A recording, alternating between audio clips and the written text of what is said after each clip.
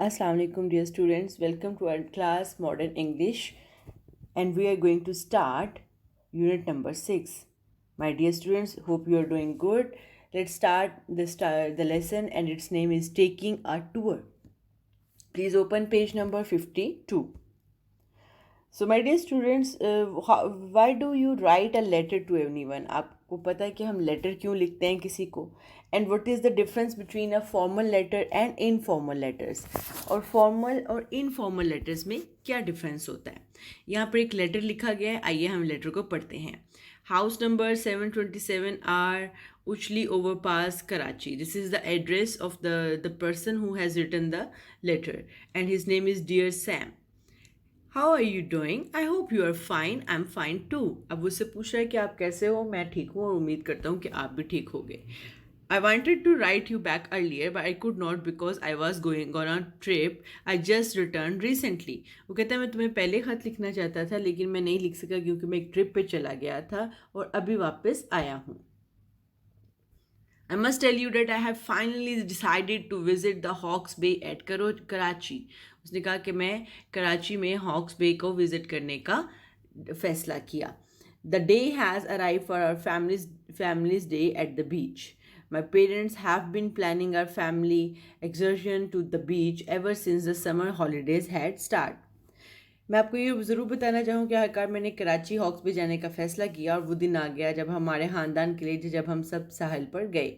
मेरे वालिदैन गर्मियों की छुट्टियों के शुरू में ख़ानदान के घूमने फिरने का मंसूबा या फैमिली के घूमने फिरने का मंसूबा बना रहे थे। Of course I have been very elated when my parents had made the announcement that we are going to the beach this coming Sunday. तो और जब पिछली बार मेरे शाम को जो वालिद हैं मैं कहते हैं मैं बहुत खुश था जब मेरे वालिद ने ये ऐलान किया कि हम सब आने वाले इतवार को साहिल पर जा रहे हैं। So last Friday evening my dad took some time off early from work so that he and mom and I can go to the grocery store and purchase everything that we are going to need on our trip to the beach on Sunday. फिर वो कहता है कि फिर पिछले इतवार को पिछले जुम्मे को मेरे वालिद जल्दी घर आ गए और वो मुझे और मेरी माम को ग्रोसरी स्टोर लेके गए ताकि हम वो सारी चीज़ें खरीद सकें जो हमें संडे को बीच ट्रिप पर चाहिए थी। My dear students, why did Rizwan write letter to Sam late? What is the meaning of excursions? So यहाँ पर ये लेटर जो लिखा जा रहा है जब आप इसके एंड पे देखेंगे तो it's the name is to Rizwan. Rizwan को ये लेटर लिखा गया है और सैम ने लिखा है। अब आपने मुझे बताना है कि एक्सकर्शन का मीनिंग क्या है। There were so many things that we had bought for our family day at the beach, like snacks and refreshments and meat and rice, and so the list goes on. कहता है ऐसी बहुत सी चीज़ें थी जो हमने साहिल पर जाने के लिए ख़रीदी, जैसे कि स्नैक्स और रिफ़्रेशमेंट की चीज़ें जैसे चिप्स वगैरह होते हैं और गोश्त और चावल और इस तरह की लंबी list. Now the day had finally arrived. I was ready to spend a wonderful time with my parents at the beach. और कहता है अब आखिरकार वो दिन आ ही गया जब मैं अपने वालिदैन के साथ एक ज़बरदस्त दिन गुजारने के लिए यानी साहिल पर एक ज़बरदस्त दिन गुजारने के लिए तैयार था। On Sunday morning, my mom and my dad had been busy cooking the food in the kitchen while I helped pack the refreshments in the large cooler box with ice. कहते इतवार की सुबह मेरे वालिद और वालदा बावर्ची खाने में खाना पकाने में मसरूफ़ थे जबकि मैंने रिफ़्रेशमेंट के बहुत बड़े कूलर में बर्फ़ के साथ रखने में मदद की, यानी बॉटल्स वगैरह को एक कूलर में बर्फ़ डाल के उसमें फ़िक्स किया ताकि वो ठंडी रहें। By the time my parents had finished preparing the food, they had packed it into a large box with plates, spoons and forks. कहते हैं उस वक्त जब मेरे वालदा ने खाना तैयार कर लिया तो उन्होंने इसको बहुत बड़े डब्बे में प्लेट, चमचों और कांटों के साथ पैक किया। Then we had started packing everything into our family caravan. Soon in the next hour, we were driving through the main road and we were on our way to the beach, which is actually my favorite place in the world so far.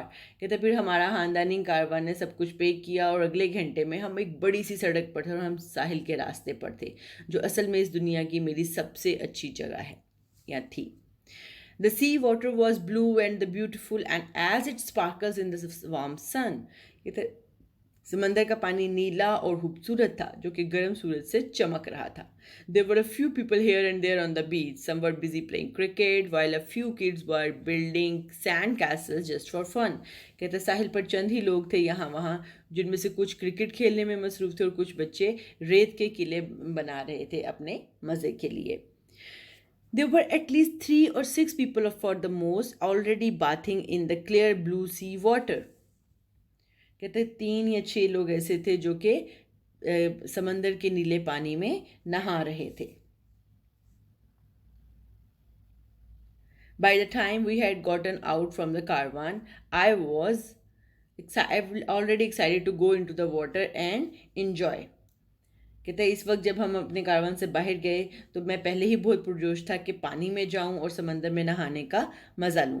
My mom had seem to have read my mind, so she told that it's a lunch first and then we all can go into the water. मेरी मम्मा ने जैसे मेरे ख्यालात से जान लिया और मेरा दिमाग पढ़ लिया. उन्होंने कहा कि पहले हम लंच करेंगे और फिर हम सब पानी में जा सकते हैं. The food was incredibly delicious. Baked chicken, लजाना, egg salad and shepherd pie. It was truly an amazing meal that I have eaten so far. खाना बहुत मज़ेदार था. भुना हुआ गोश्त, लजानिया, अंडे का सलाद, शेफर्ड पाई, ये वाकई एक मज़ेदार खाना था जो मैंने अब तक खाया था. Then I drank some iced cold lemon juice to wash it down. फिर उसके बाद मैंने इसको हज़म करने के लिए ठंडा लेमन का जूस पिया. Well, I have to say that I was already enjoying our family day. मैं अपना ये फैमिली डे बहुत इंजॉय कर रहा था at the beach so far. After that incredible lunch my parents and I relax for an hour. उसके बाद मेरे पेरेंट्स ने और मैंने एक घंटे के लिए रेस्ट किया. Until I was officially time to have some real fun. यहाँ तक कि अब मेरे पास असल मज़े करने का वक्त आ गया. We all ran into the sea water and dived in. हम सब लोग समंदर के पानी की तरफ भागे और उसमें गोता लगाया. The water was cool and wonderful that we stayed there until it was time for us to pack up and go home. हमने पानी बहुत ठंडा था और हमने इसमें काफ़ी देर तक ठहरे जब तक सब समेट कर घर वापस आने का वक्त ना आ गया. It was 5 o'clock that evening when we all had packed up our belongings. ये सब 5 बजे का टाइम था जब हमने अपनी सारी चीज़ें पैक की and put them back into our family caravan, और दोबारा अपनी फैमिली के उस कारवान में चीज़ें रख दी. As I sat in the back seat of the caravan I looked out of the window to have a quick look at the clear blue sea water once more before we drove off. उसके जैसे कि मैं कारवान की पिछली seat पर बैठा था, मैंने खिड़की से बाहर देखते हुए वापस जाने से पहले अपने साफ पानी को में गोता लगाने का सोच रहा था. I could see the sun was already setting above the horizon on the sea. मैं देख सकता था कि सूरज पहले ही समंदर की सतह पर चमक रहा था और वो गरूब होने वाला था. But I knew that some other again we shall return to enjoy another family day at beach. लेकिन मैं जानता था कि हम फिर किसी दिन ये दिन मनाने बीच पर आएंगे. I wish you could see that place too. मैं उम्मीद करता हूँ, मैं ख्वाहिश करता हूँ कि काश तुम भी वो जगह देख सकते. I will wait for your reply right soon. मैं तुम्हारे जवाब का इंतज़ार करूँगा. लव, रिजवान. रिजवान ने ये लेटर लिखा है और रिजवान ने ये लेटर सैम को लिखा है और आपको उसने बताया है कि उसने ये लेटर लेट क्यों लिखा था. Let's start the post reading questions. Have you ever felt the enjoyment of Rizwan? क्या आपने रिजवान की enjoyment को felt किया है या इस तरह की कोई enjoyment पहले आपने महसूस की है? How do you write your feelings in a letter if you have visited any place? So अगर आपको एक लेटर लिखना हो अपने किसी कज़न को या दोस्त को तो आप अपनी फीलिंग्स को कैसे एक्सप्रेस करेंगे? My dear students, before moving forward, let's start a exercise. Read out the text and answer the following questions. There are some questions, हमने अपने लेटर्स में से इसका आंसर बताना है. Where does the writer live? आपके ख्याल में राइटर कहाँ रहता है? The writer lives in Karachi. What is the letter about? Letter किस बारे में था? Letter was about a family day at beach.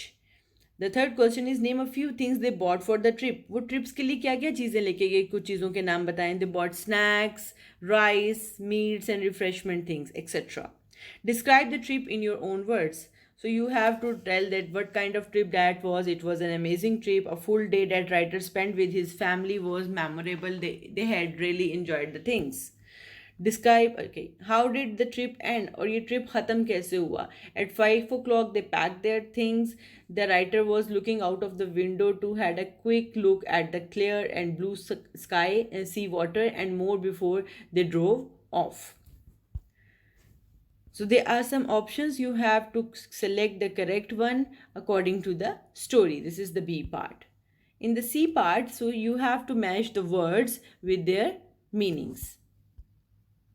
Excursions, a brief player trip. Caravan, a company of travelers on a journey. Incredible, to a great degree. Belongings, possessions, things. Horizons, the line where the earth seems to meet the sky. So now dear students, there is an exercise of compound words. Compound words क्या होते हैं? These words are formed when two words are put together to form a new word. जब दो words को मिला के एक नया word बनता है, इसको compound word कहते हैं. जैसे कि cut hair, so haircut, eyeballs, backstage, saucepan and goodbye. Okay, and you can write like blackboard, cupboard or keyboard. So these are the words that are called compound words.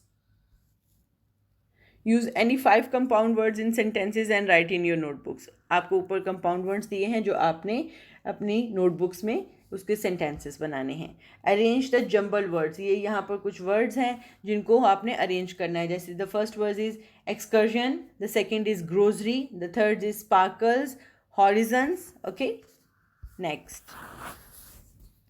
Dear students, we will do the next exercise in our next video. Take care. Allah Hafiz.